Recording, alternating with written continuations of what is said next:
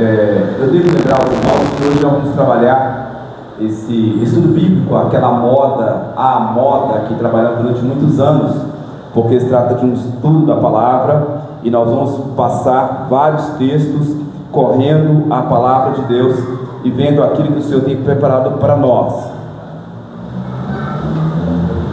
Livro do profeta Isaías, no capítulo 43, versículos 1 e 2, está na tela e diz assim: mas agora, assim diz o Senhor, que te criou, ó Jacó, e que te formou, ó Israel, não temas, porque eu sou contigo.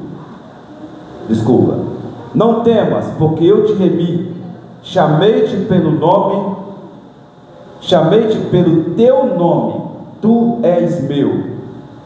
2. Quando passares pelas águas, estarei contigo. Quando passares pelos rios, eles não te submergirão. Quando passares pelo fogo, não te queimarás, nem chama alguma arderá em ti. Meus queridos, o tema que nos fora dispensado, proposto, fé e foco em meio às adversidades. É bom a gente observar que a vida não é um mar de rosas, certo? Nem tudo é tão perfeitinho quanto a gente imagina. Há quem dera se tudo fosse mamão com açúcar. Há quem dera se tudo fosse tão perfeitinho. Mas o Senhor Jesus já nos advertiu na sua palavra: no mundo tereis aflições, tende bom ânimo. E a palavra do Senhor vai repetir essa frase, não temas, durante 366 vezes, é uma para cada dia. Não temas. A palavra do Senhor sempre nos adverte a ter bom ânimo, porque a vida não é um mar de rosa. A Bíblia Sagrada nos afirma, lá na Epístola aos Romanos, no capítulo 12, Romanos, capítulo 12, e o versículo 6, vai dizer o seguinte, versículo 16: não ambicioneis coisas altas. Muitas vezes, irmãos, a gente passa por tribulações aqui nesta vida. Eu costumo dizer assim, que a gente caçou com as próprias mãos, né? Porque às vezes a gente ambiciona coisas muito altas e acaba a gente ficando decepcionado. Nós colocamos uma expectativa muito alta e não conseguimos manter. Mas a palavra do Senhor diz assim: sede unânime em vós. Romanos 12, versículo 16. Não ambicioneis coisas altas, mas acomodai-vos às humildes. Não sejam sábios em vós mesmos. Está aí.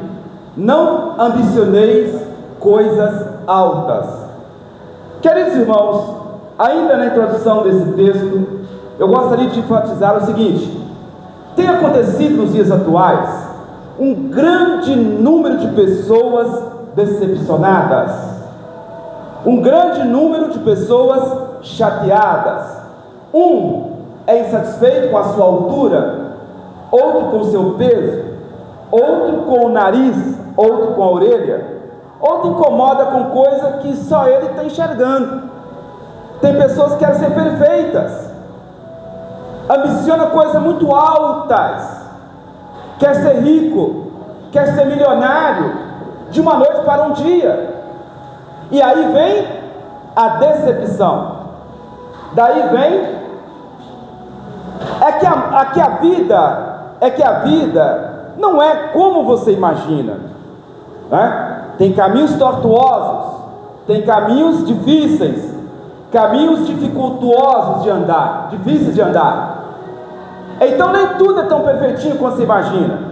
E há pessoas, irmãos, a mídia, a sociedade, a cultura, no geral, é um nível de cobrança muito alto Desde criança a cobrança é alta. Se a criança nasceu, já pergunta qual é o nome. Se a criança já tem o nome, já pergunta se já está andando. Se já está andando, pergunta se já está falando. Se já está falando, pergunta quando é que vai começar a namorar, quando vai para a escolinha. Vivemos uma época de cobranças. A sociedade manda uma fatura todo dia. A espreita da sociedade está todo dia. E hoje então tem uma adultização. Não deixa a criança ser criança. É uma queima de etapas. É o menininho que se veste de pastor, é a menininha que se veste de dançarina, e assim vai indo. A própria sociedade prega algumas peças, vê uma criança e fala assim: que bonitinho, né? Podia namorar com fulano de tal. Coisas de adulto pregando em crianças. Está existindo uma tremenda, um excesso de informação, um excesso de cobrança. Daí nós temos adolescentes decepcionados, adultos frustrados, correto? Idosos abalados, ou querendo ser jovens novamente, né? Anciãos. Haja visto que eu vi uma pesquisa há poucos dias: alto índice de divórcio na maturidade, alto índice de promiscuidade nessa faixa etária, porque pessoas que queimaram a etapa agora querem voltar à velha vida. Ou seja, vivemos em um mundo de desencontros. A sociedade, irmãos, já está cansada, está saturada, queimou a etapa. Ainda hoje eu estava vendo um comentário de uma pessoa que conheceu a outra e foi morar com ela no outro dia, e já deu errado. E isso, a fama correu o mundo afora. É queimar etapa, é passar sem observar a palavra de Deus, porque a palavra de Deus ensina a fazer uma construção.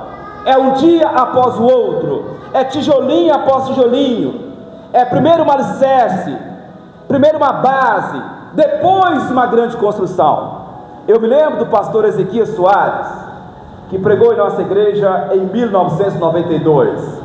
O pastor Ezequias dizia: se você vai fazer uma construção, você tem que balançar qual é o teu orçamento. Ouça bem, pastor Jonas, eu já vi pessoas virar e falar assim: tá vendo essa construção aqui, ó? Eu coloquei ferragem de 1 polegada, não sei que bitola é essa, quase 1 polegada, 25 milímetros, né? Eu coloquei isso, eu coloquei tantos sacos de cimento, tanto de concreto, e a construção está lá, parada no meio do mato. Jogou dinheiro fora. Já outras pessoas pegam uma construção, um terreno muito bom, e sobre aquele terreno não faz um bom alicerce. A Bíblia diz que o nécio construiu a sua casa na areia, mas o sábio constrói a sua casa na rocha, bem fundamentada. E a nossa construção está edificada sobre o maior alicerce que existe, Cristo Jesus, a rocha eterna. Glórias a Deus. Então, irmãos, é por isso que nós estamos desenvolvendo esse tema: fé e foco em meio às adversidades. Vivemos uma época, irmãos, de pessoas destemperadas, pessoas nervosas. Quem não viu há poucos dias um promotor de justiça bater na cara, na face de uma atendente? Quem não viu outro dia um delegado atirar no pescoço de um outro motorista e está preso? A sociedade está doente. As pessoas achavam que briga, barraco é coisa de pobre. Não! No aeroporto, nos aviões, todo dia tem notícia de pessoas que perderam a linha, brigaram, bateram na face de alguém, cuspiu em alguém. A sociedade está doente. Eu disse aqui, porque queimou etapa, porque ambicionou coisa muito alta, porque nós vemos no mundo imediatista, querem as coisas tudo na hora. Com isto vem o estresse, com isto vem as decepções, as desilusões. Disse para os irmãos aqui no início: nem tudo é quanto imagina. É por isso que eu prefiro ficar com Romanos capítulo 12 e o versículo 6. Estou sem bateria.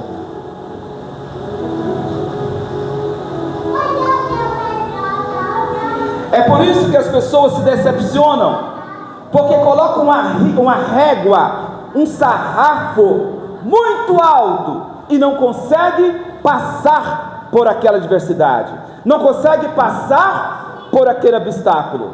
Mas agora deixa eu introduzir com os irmãos. Desculpa, irmã, que faz o adorno, derrubei aqui. Agora deixa eu voltar à palavra, voltar aqui para o texto básico. Irmãos, vivemos uma época de tantos problemas, tantos conflitos. Os homens mudam, as pessoas passam, os homens têm dificuldades, mas a nossa fé não está firmado no que o ator da novela ensina. A nossa fé não está baseado no que a mídia diz. A nossa fé não está baseado no que a cultura atual propõe. A nossa fé está firmada na palavra de Deus, porque fiel é aquele que prometeu. O Senhor prometeu estar conosco todos os dias até a consumação do século. Volto a dizer para a igreja: quantas pessoas estão caindo? Quantas pessoas estão desistindo? Quantas pessoas estão paradas na fé, decepcionadas com a igreja, porque decepcionada com pastores, decepcionada com cantores, decepcionadas com líderes, decepcionadas com a religião. Mas eu vou dizer uma coisa para você. Vi essa semana uma pesquisa que o índice de não congregados ou desigrejados entre jovens na América Latina cresceu exponencialmente. Tem crescido cada dia mais, porque as pessoas estão confiando na tradição, estão esperando na religião.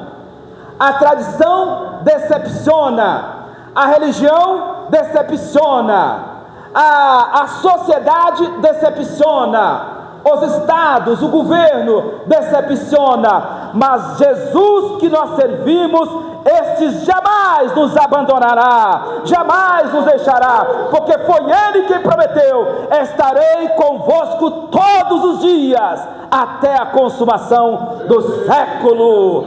Glórias ao nome do Senhor para sempre. Livro do profeta Isaías vai dizer para nós: se passares pelas águas, se passarem pelos rios. Nós estamos falando nesta noite fé e foco em meio à adversidade. Deixa eu perguntar para você: o que é uma adversidade? Tempo para você pensar. O que é a adversidade?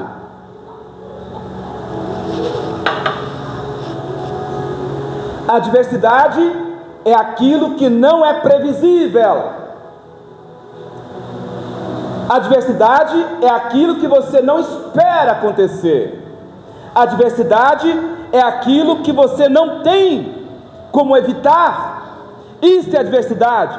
Você não sabe o que vai acontecer. Quando nós abrimos a Bíblia Sagrada, lá no livro do Êxodo, no capítulo 14, nós vemos o povo de Deus passar pelas águas.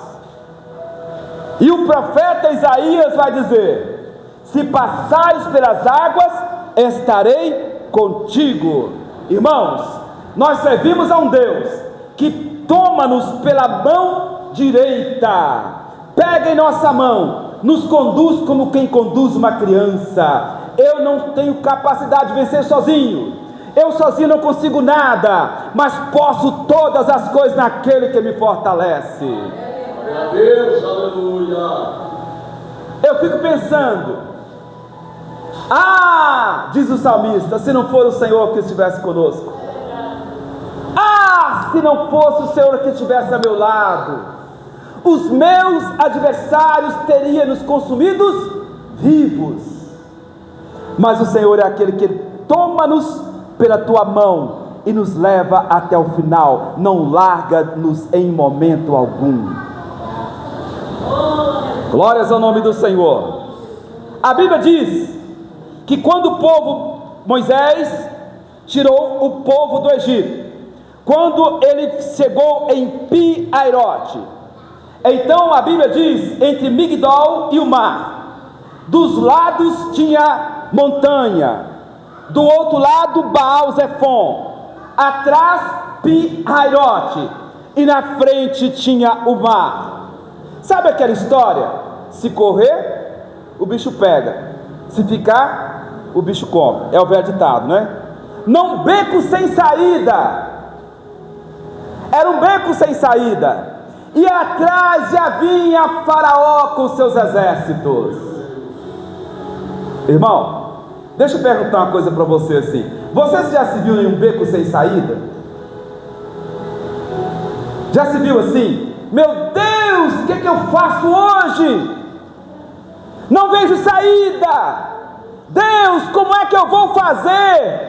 Ei, deixa eu falar para você uma coisa. A palavra do Senhor vai dizer assim: até aqui o Senhor nos ajudou.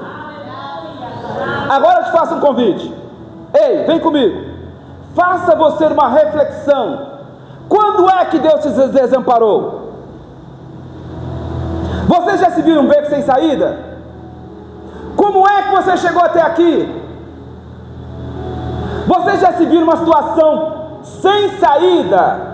Deus jamais desampara aqueles que nele confiam. Os que confiam no Senhor renovarão as suas forças.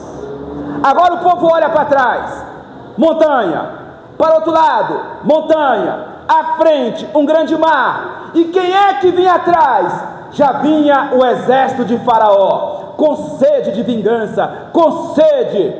Disse Faraó: como é que poderíamos deixar embora? Por que fizemos isto? Havemos deixar embora Israel para que não nos sirva? Olha a decepção dele. O nosso escravo está indo embora, nossos servidores estão indo embora, nossos escravos já vão embora daqui, a nossa força de trabalho já vai embora. Como é que nós fizemos isto? Irmãos, deixa eu falar para você uma coisa. A Bíblia Sagrada afirma. Quantas vezes eu já ouvi testemunhos de alguns irmãos dizerem: quando ele estava no mundo era uma luta, ele queria vir para a igreja, mas não conseguia, marcava de vir um dia, não conseguia vir. Eu vou mais perto. Hoje eu ouvi uma pessoa dizer: falei que a igreja hoje, estou passando mal. Quando eu falo que vou à igreja, eu não consigo ir. Quando eu falo que vou servir, eu não consigo servir. O que é isso, irmão? É que Satanás não quer perder os seus escravos. O adversário da nossa vida não quer perder a sua mão de obra, não quer perder o seu escravo, não quer perder o seu agente. Mas uma coisa é certa: o sangue de Jesus Cristo tem poder. Ele já alvorou a sua bandeira e a vitória é nossa, em nome de Jesus. Triste de ver, irmãos. Eu ouvi uma pessoa dizer hoje: não pode falar, porque eu falo que numa igreja dá tudo errado. É só nos restaurar por essas pessoas. E quando Faraó soube que o povo estava preso, o povo temeu. O povo começou a murmurar contra Moisés e a dizer: por que não nos deixaste morrer no Egito? Melhor ser escravo no Egito do que morrer aqui no deserto. Deixa eu falar uma coisa para você: você não é mais escravo do mundo, você não é mais escravo do medo, você não é mais escravo do Egito. Você hoje é livre, livre, pela graça sois salvos, e isto não vem de vós, é dom de Deus. Por que não nos deixasse morrer? Nos deixasse escravos no Egito? Era melhor ser escravo lá do que morrer aqui no deserto, ou morrer na beira desse mar. Deixa eu falar uma coisa para você, meu irmão. Você não vai morrer nesse deserto, você não vai morrer nesta prova, você não vai morrer nesse beco sem saída. A forte mão do Senhor vai abrir um caminho e você vai passar, e do outro lado você vai cantar o hino da vitória, dando glórias ao nome do Senhor. Amém. Glória a Deus, aleluia. Lá vem Faraó. E os israelitas preocupados, versículo 11: não havia sepulcros no Egito, por que nos tiraste de lá, para morrer nesse deserto? Por que fizeste isto? Por que nos tirastes do Egito? Moisés, porém, disse ao povo: não temais. Êxodo capítulo 14, versículo 13: não temais, estais quietos e vede o livramento do Senhor, que hoje vos fará, que aos egípcios que hoje viste, nunca mais verei para sempre. O Senhor pelejará por vós. O Senhor pelejará por nós.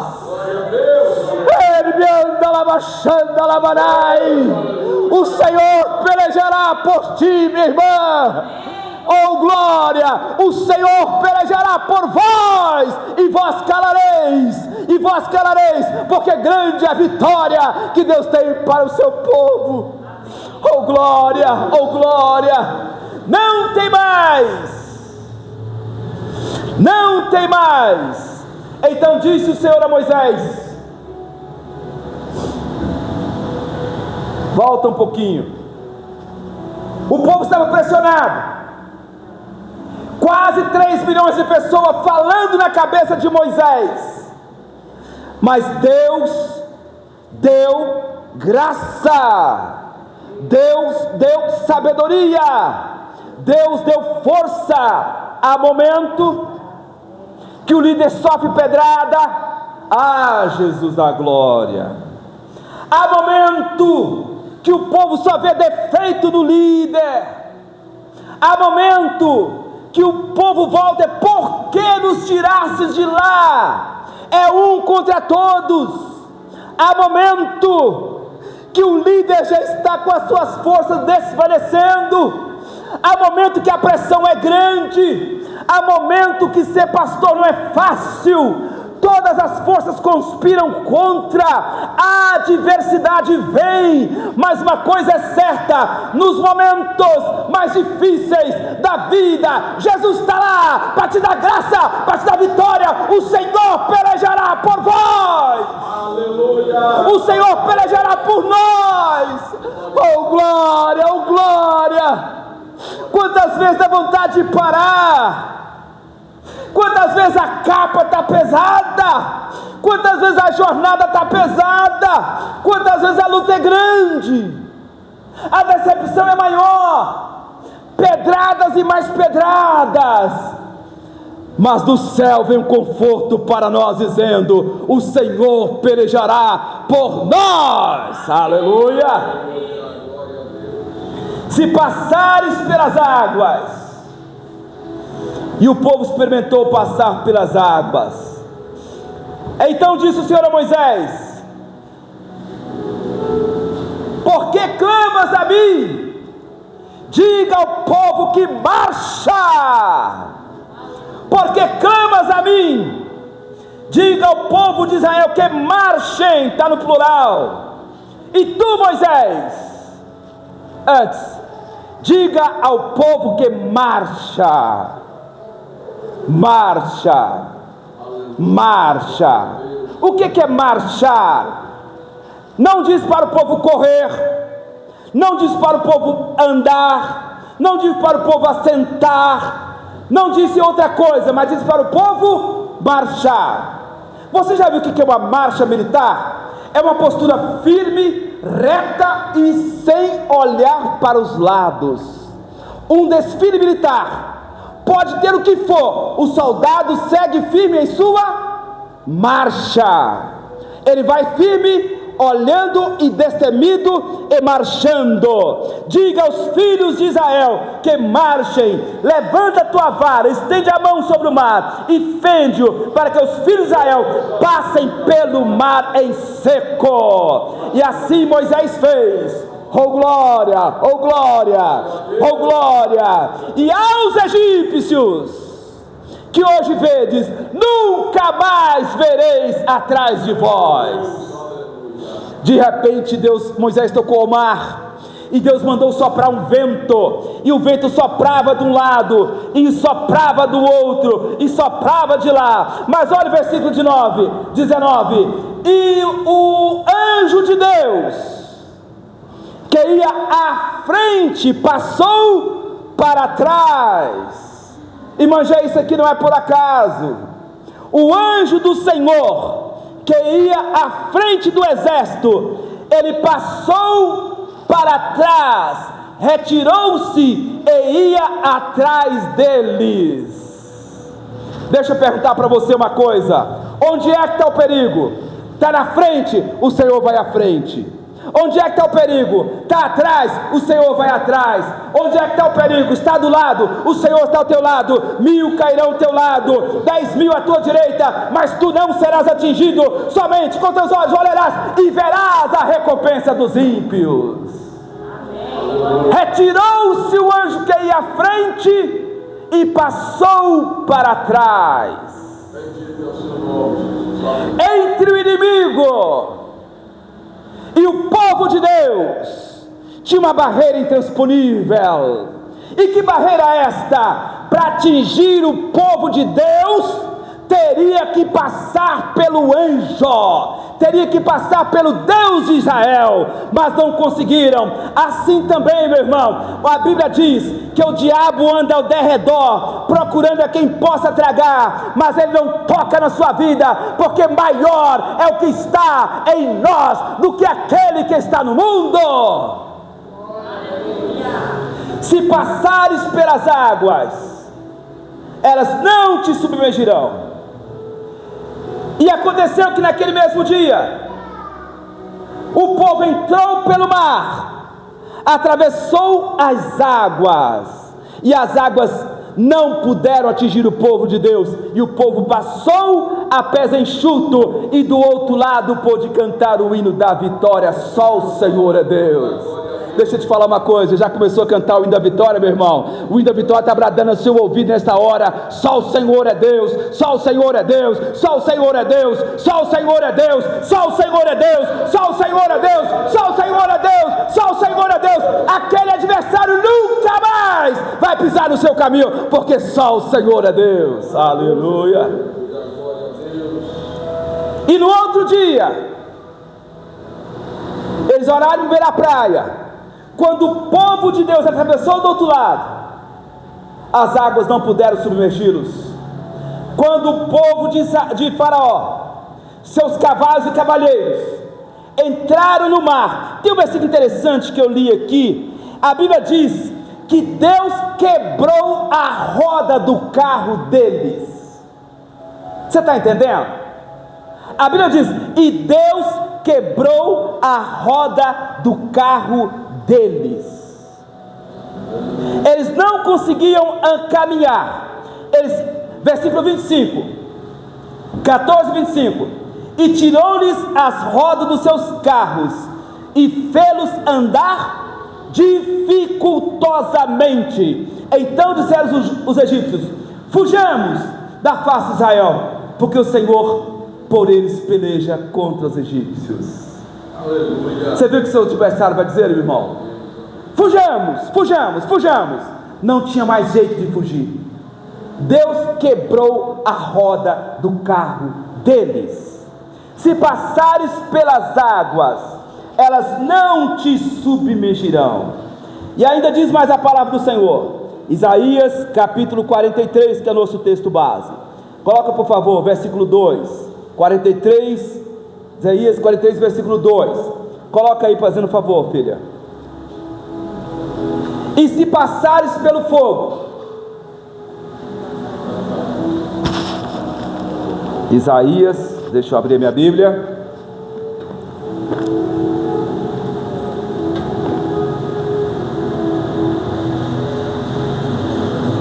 E se passaram pelo fogo, não te queimará, nem chama alguma arderá em ti. Antes de falar nessa chama, a Bíblia Sagrada nos diz, lá na Epístola aos Hebreus, capítulo 11, e versículo 33, pela fé apagaram a força do fogo.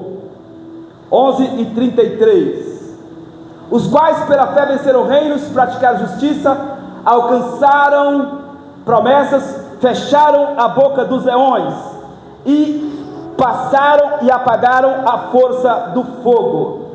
Vamos ver capítulo 3 e versículo 16 de Daniel, livro do profeta Daniel, capítulo 3, versículo 16 ao 30.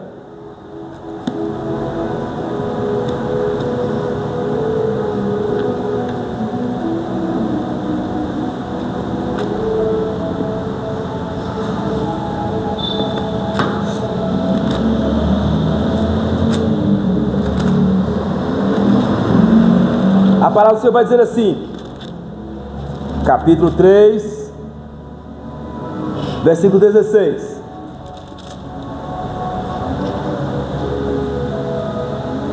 falou Nabucodonosor, volta a fita, embolou aqui. Falou Nabucodonosor e disse-lhes: é de propósito, Sadraque, Mesaque e Abednego, que vós não servis aos meus deuses, nem adorareis a estátua de ouro que levantei.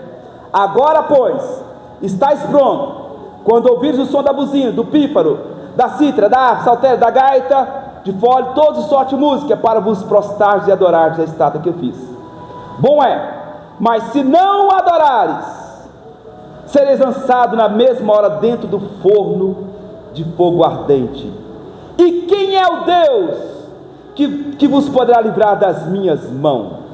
Responderam Sadraque, Mesaque e Abednego, disseram ao rei Nabucodonosor: não necessitamos de responder sobre esse negócio. A Bíblia diz, e todos nós conhecemos a história desses 3 jovens que foram lançados dentro de uma fornalha de fogo ardente, e o rei mandou aquecer aquela fornalha 7 vezes mais, e aqueles moços que ali dentro estavam, a Bíblia diz, foram lançados na cova, lançados de mãos atadas, foram lançados atados, maniatados, mãos e pés amarrados, assim foram lançados lá dentro. Mas a Bíblia diz que quando ele olhou, o rei Nabucodonosor olhou, ele disse assim: eu lancei 3 e vejo 4, versículo 25, eu porém vejo 4 homens soltos, que andam passeando dentro do fogo, e nada há de lesão neles, e o aspecto do quarto é semelhante ao Filho dos deuses. Se passares pelo fogo, observe que eles foram lançados amarrados, mas quando Nabucodonosor olhou, eles estavam andando dentro da fornalha, uma fornalha hiperaquecida, uma fornalha feita de refratários de altíssima capacidade de resistência às chamas.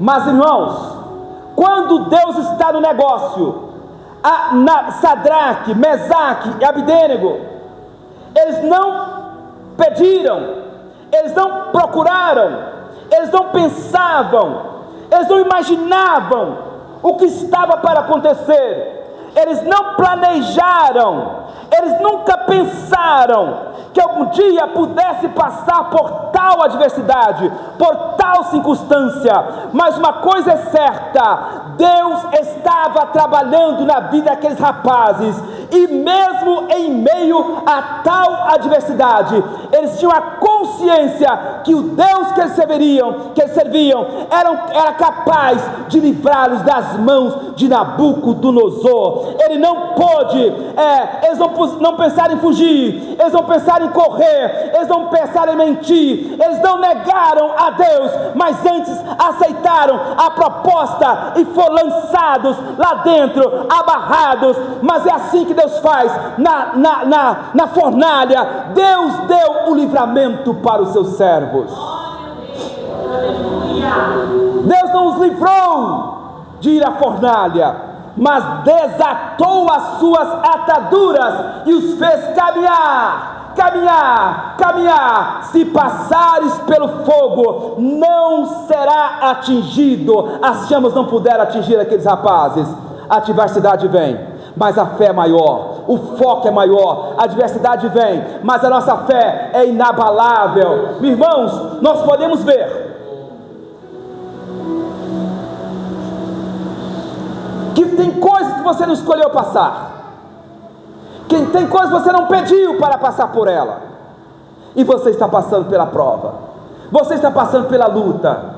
A palavra do Senhor está dizendo: estarei contigo todos os dias até a consumação dos séculos.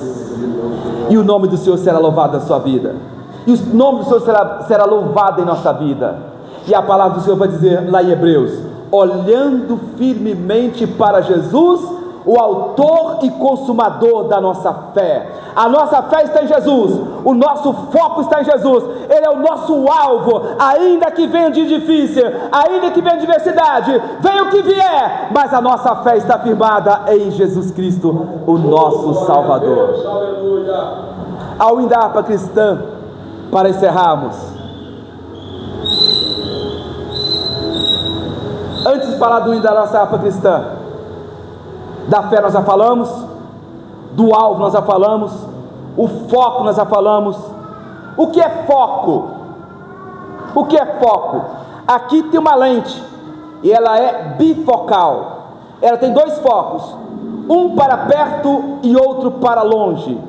Quando o foco está embaçado, eu não consigo ver lá na frente. O pecado tem embaçado os olhos espirituais de muita gente, tem desviado o foco. Se o foco estiver torto, você não alcança o alvo. Se o atirador de elite tiver com o foco errado, ele não atinge o seu alvo. Mas o nosso foco está em Cristo Jesus, o nosso alvo é Cristo Jesus. Não tem nada que possa nos parar, não tem nada que possa embaçar os nossos olhos, mas possamos ficar com os olhos voltados para Jesus, o autor e consumador da nossa fé. Glórias a Jesus para sempre. Como está a tua fé, meu irmão? A minha fé está fundada em Cristo. Como está seu foco, irmão? Dê uma fumacinha lá, uma embaçada, pega um paninho com álcool e limpa o teu foco pela fé, e olha para Jesus, o autor e consumador da nossa fé. Cante comigo assim: precioso para mim é Jesus, precioso para mim é Jesus. Eu confesso na vida e na morte que tudo para mim é Jesus. Está em mim,